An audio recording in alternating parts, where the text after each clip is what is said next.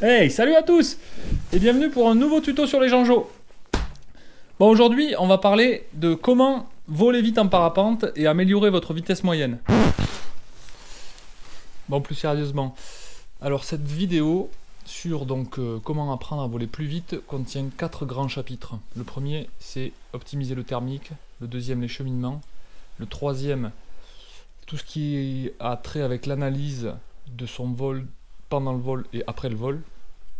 Et en dernier lieu, vous avez les transitions.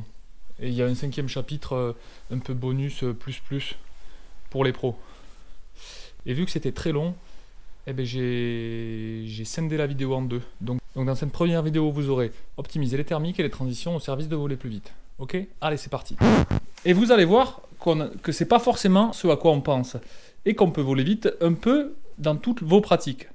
Je vais quand même prendre un matos un peu plus adapté. Là, c'est déjà mieux. Bon, voler vite, pour la plupart des pilotes, ça veut dire ça. Allez, encore 2 bornes et demie à pousser comme des salles. À la vitesse où on va, ça fait un peu plus de 2 minutes. 76, ça c'est bon. Ou alors ça. Laisse-la voler, laisse-la voler, laisse-la voler. Allez. Je vais te doubler, je vais te doubler, je vais te doubler, je vais te doubler.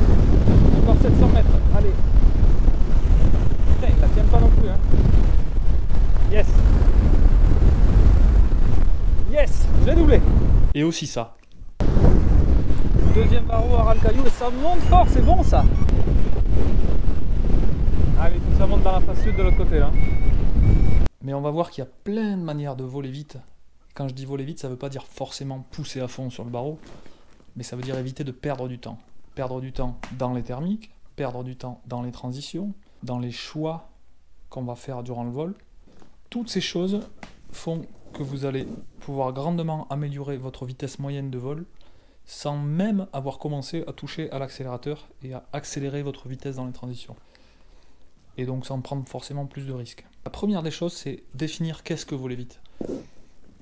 Pour moi, ça veut dire juste augmenter sa vitesse moyenne sur un circuit donné. C'est-à-dire que vous pouvez faire autant de Z que vous voulez sur une branche du circuit qui, elle, est droite.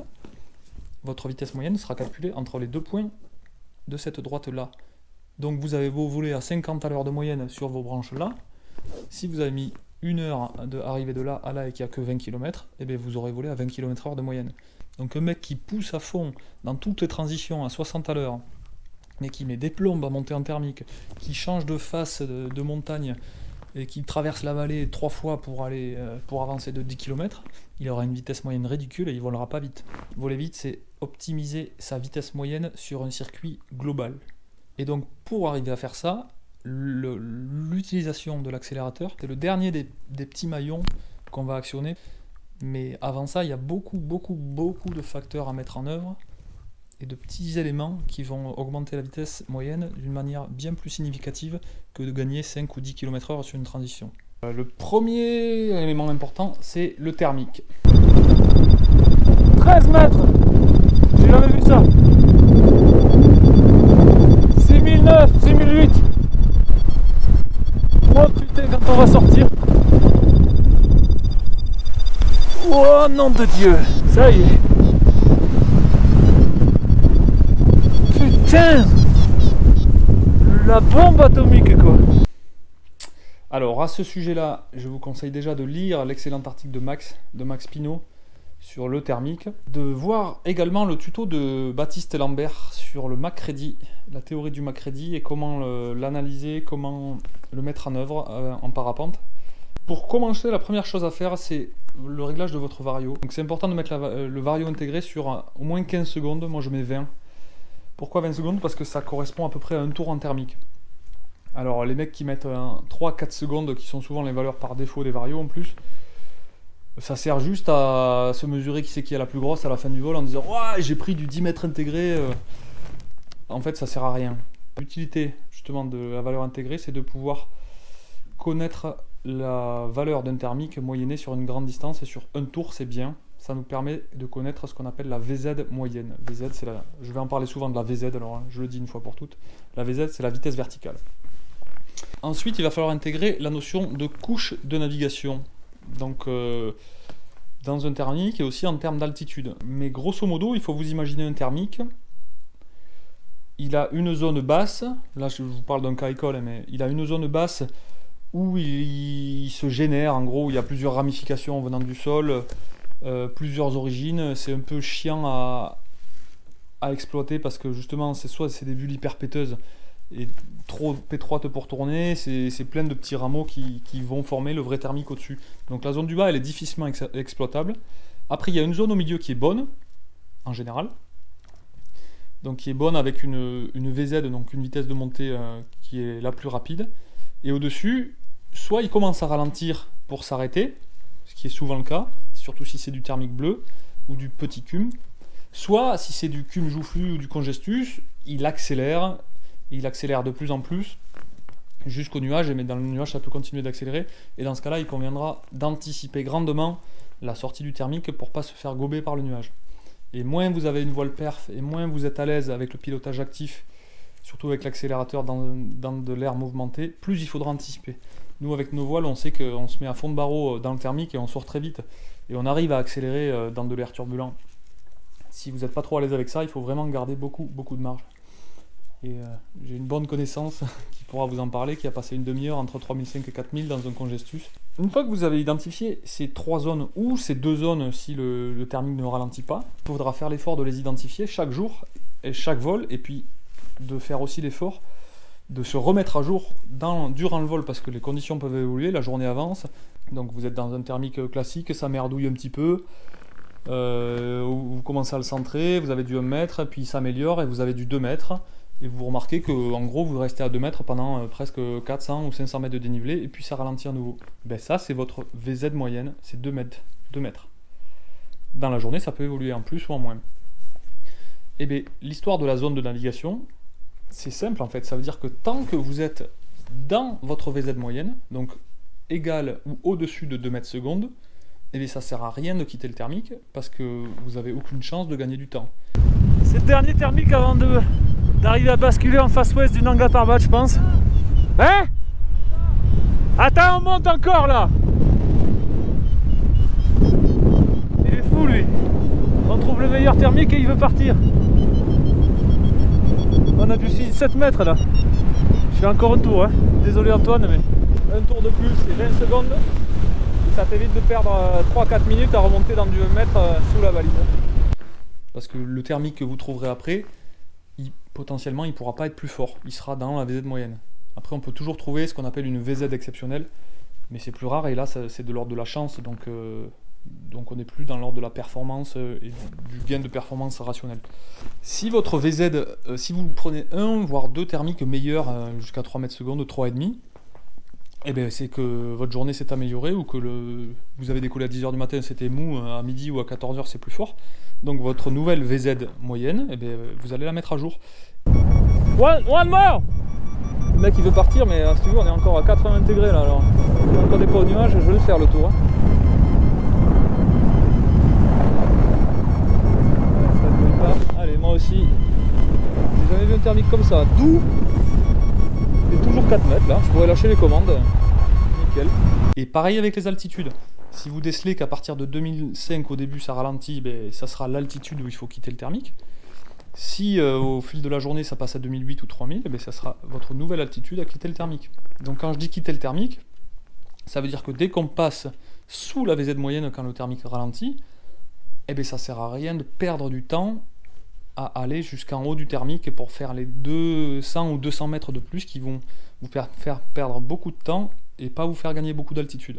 Si jamais on a une transition aléatoire très longue où on ne sait pas si on va raccrocher et tout, bien entendu, on oublie ça et on essaye de prendre le maximum qu'on peut. Mais finalement, c'est assez rare ce genre de transition. Donc ensuite, on a quitté notre thermique dès que la vitesse de montée passe en dessous de la VZ moyenne. Très bien, on transite. Accélérer ou pas, ça c'est vous qui choisissez. Et c'est aussi en fonction du Macready de la théorie de Baptiste. Vous rencontrez un thermique. Là, c'est la même chose. Du moment qu'on n'est pas bas, c'est-à-dire qu'on n'est pas en point bas, la théorie veut qu'on ne s'arrête pas tant qu'on ne trouve pas un thermique qui est dans la VZ du jour. C'est-à-dire que si vous croisez un 1,5 mètre et que votre VZ moyenne est à 2 mètres ou 2,5 mètres, et bien vous le traversez mais vous vous arrêtez pas. C'est toujours la théorie. Des fois, on fait peut-être un tour pour voir si ça s'améliore. Mais si on est haut, souvent on s'arrête pas. Des fois, on relâche un peu juste le barreau pour profiter du flottement.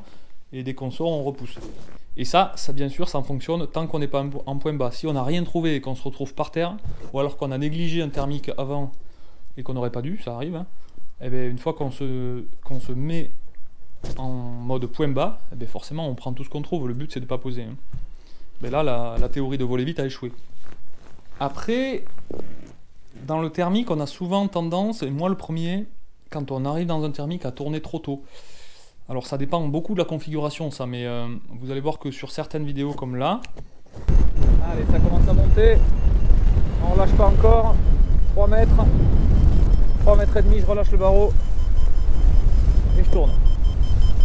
Et ben ça sert à rien de tourner trop tôt. Alors c'est beaucoup aidé par le fait qu'il y a plein de voiles qui matérialisent la masse d'air, et on voit que devant ça monte très bien, donc que je peux avancer loin devant et que je vais pas sortir et traverser le thermique.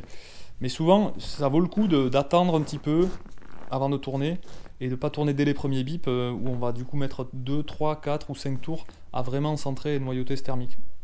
La sortie du thermique se travaille aussi beaucoup, donc je vous parlerai à la fin de la vidéo de l'optimisation à l'accélérateur dans les entrées et sorties de thermique.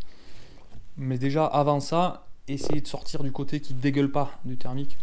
Donc en général, on essaye d'éviter de sortir sous le vent du thermique parce que là on est sûr qu'on prend une belle dégueulante.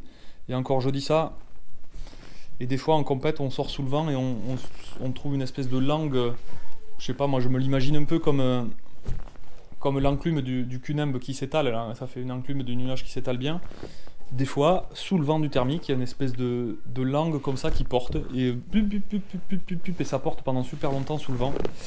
Et des fois, ben, ça dégueule dès qu'on sort sous le vent du thermique. Alors voilà, je saurais pas trop vous dire quand le sentir ça, mais il y a des fois où il faut sortir sur le côté ou au vent pour pas prendre la dégueulante, et il y a des fois où, surtout en plaine, ça marche pas mal ça. Quand on sort sous le vent du thermique, on arrive à flotter pendant très longtemps. Mais gardez en tête que tout ce qui est flottement, même si c'est du zéro, hein, en fait, à partir du moment où on descend moins vite que la performance de l'aile, eh ben, c'est du temps de gagner. Et on a tout à gagner à justement ne pas accélérer dans ces parties-là, laisser la voile flotter, voire même freiner un petit peu si ça porte, parce qu'il vaut mieux avancer à 30 à l'heure et pas descendre, qu'avancer à 50 et devoir faire du thermique plus loin. 6005, on monte tout droit.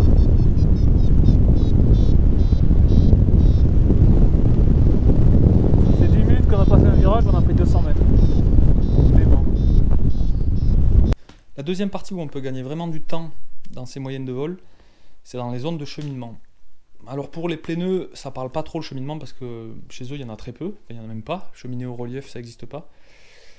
Et en montagne ça parle un peu, les pilotes qui débutent en cross savent pas trop ce que c'est.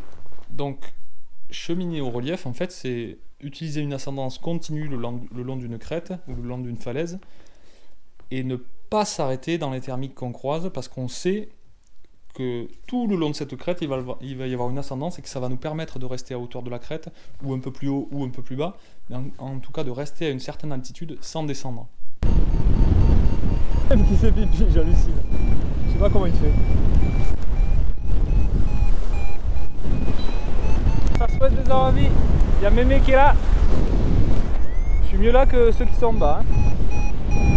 On a réussi à choper le cheminement, en dessous ça monte moins on dirait. Attention Mémé, pose pas. C'est bon. Ouh, c'est beau ici. On est sous la pointe percée là, à 200 mètres de la balise. 50 mètres. Waouh, qu'est-ce que c'est classe!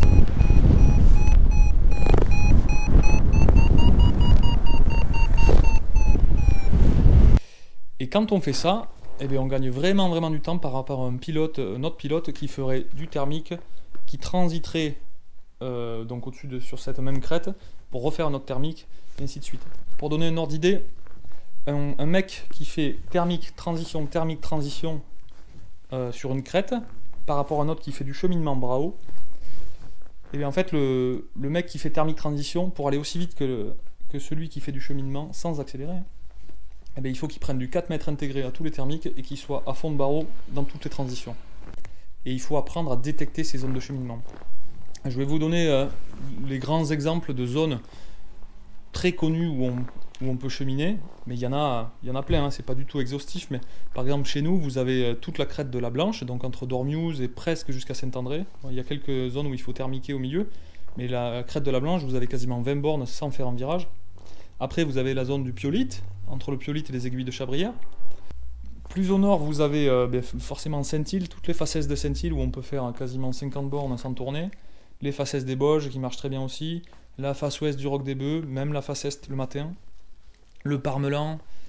C'est des zones où quand les conditions sont standards, on sait très bien que ça sert à rien de faire du thermique et de monter 2, 3, 400 mètres au-dessus de la crête. Il y a des fois où on attaque à cheminer très très bas dans les faces. À Dormiouz, ça peut marcher aussi.